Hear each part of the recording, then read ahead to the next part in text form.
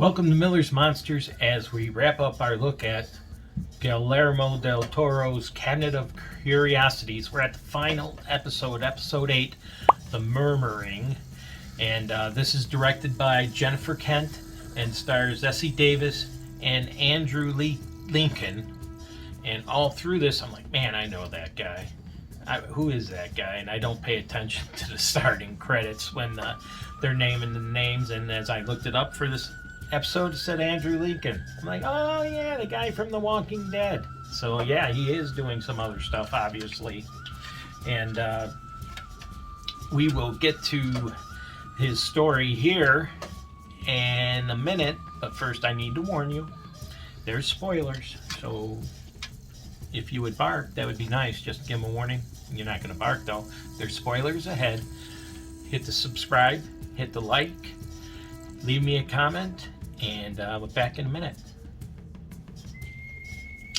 Episode 8, The Murmuring, is the story of two bird watchers, married bird watchers, Nancy and Edgar.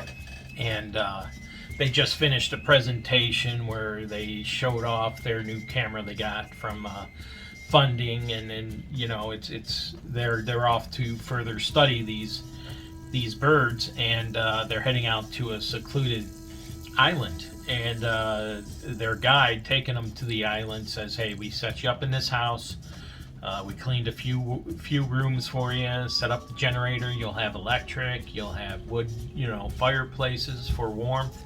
And so they're flabbergasted because they expected to be staying in tents, but welcome the chance to stay in a house during this study. And so they're led up to the house, and they walk in, and they're beginning to show them around the house, heading up a flight of stairs, and Nancy immediately notices a picture of the family. The family that used to live there on the wall, and it's a picture of a child and a mother. They both look pretty sad, and then a picture of a serviceman which says, "To my sweetheart" on it. And so they settle in, head up to sleep, and immediately she starts hearing noises, and it keeps her awake for a little bit, but nothing out of the ordinary there. And the next day they're doing their bird watching, and they're communicating fine. And she's doing the studying the language, and he's doing all the photography. And so we finish our first day pretty much uneventful. And again, they're going to sleep. And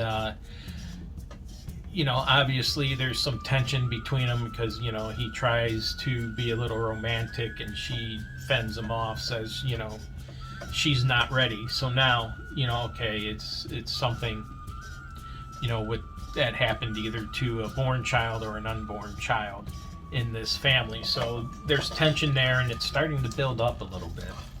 And so again, next night, she hears things again, and gets up and starts to look around, starts following the footsteps to no avail, but it leads her up to the attic, and to where the birds are nesting. And this is phenomenal because they don't usually nest in a house.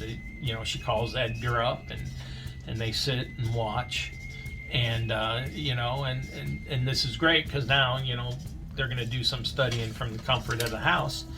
And so they spend the next day. He goes out to do his filming, and she stays in the house and tapes the language. And now she's starting to pick up strange sounds, okay, which kind of sound like a child on the tape. And she, so they're back in the house that evening, and she's like, Edgar, listen to this. And he hears nothing. And she listens to it again, and she's like, she hears nothing now. And she's like, I listened to it 7 times.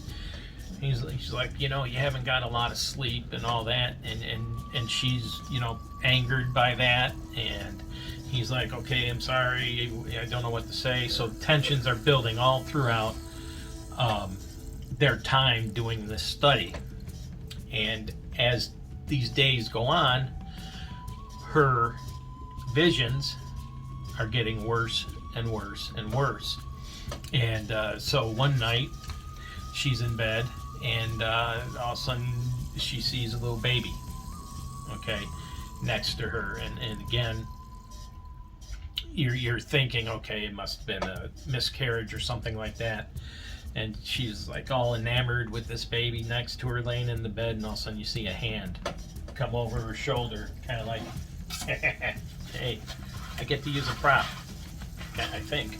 There you go, kind of like that. And grabs her and puts her away and pulls her down. But then everything is gone after that. And so then a boy appears in front of her and says, "I'm so cold." And she gets startled, and everybody wakes up. I know. And again, we go through another day. The tensions between the two people are getting tighter and tighter. He wants to dance. She's like, no. Now they're really mad at each other. And he's like, listen, I'll go out early. Don't have to worry about anything. And so we got the next night, and she follows this boy, okay, down into I'm done. I can't think and pet at the same time. Down the stairs, and you can tell that he's wet. All right, and then the next day she's taking a bath. Don't eat my hand. And she sees the boy walk in, and he's wet, and then all of a sudden the mother pops in yelling, "What did you do?" And she screams, and okay, Edgar comes again. All throughout, tensions are building till finally they're at the breaking point, and they just go at it one night. And he's like, she's like, she's like, "You never tell me what's wrong," and he's like, "You never tell me what's wrong." I'm not going to go through the whole argument. Finally, he breaks down and just says everything we learned. They lost a daughter early in their career, and she's never been upset about it. She's never cried about it. And, he's wondering about that. And it looks like this family's headed for a divorce, because now he's sleeping on the couch. She's sleeping upstairs. And, he's like, "I'm out of here. I'll leave early in the morning, and then unless you tell me you want me to stay." So it's early in the morning, and they wake up, and she hears Edgar getting ready to leave, and she has a change of heart and goes down to talk to him, but he had already left. And then she hears the voices again, and she follows the child throughout the house. And finally they're being chased now by the mother, who's saying, "What did you do?" So they're both being chased. She runs into the room, locks herself in the room, and tells the boy, "It's okay, I'll protect you, come into the light." Eventually he starts coming towards her, and comes into the light, and he's absorbed by the light. And again, we've seen it in an earlier episode, he's going to his proper resting place.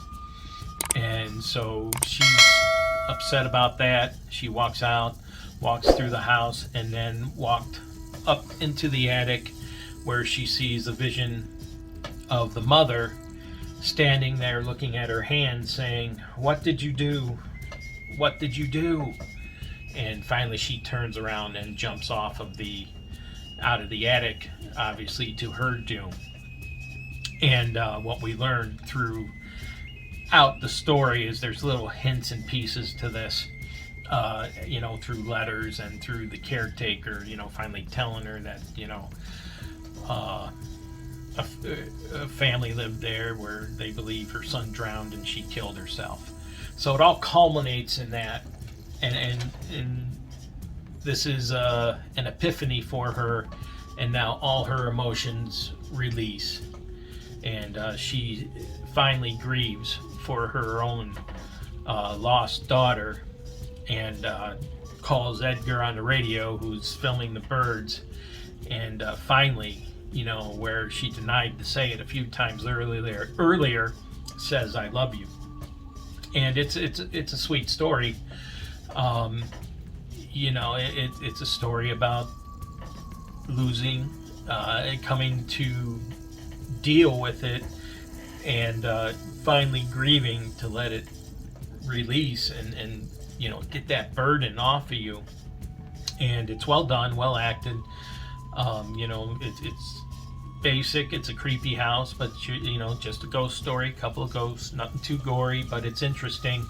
One, trying to figure out what happened earlier in their life that their marriage is broken down to this point, to seeing how this event, no matter how scary it was the linchpin in bringing them back together.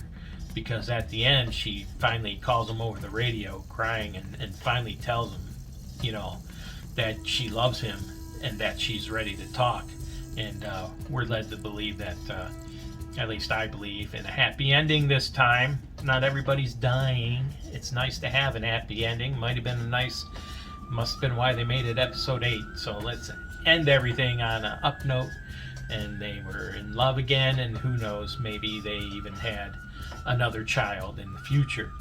If you like this episode, please hit the like button, hit subscribe, send me a comment, share it with others who you think might enjoy it, and I will talk to you later.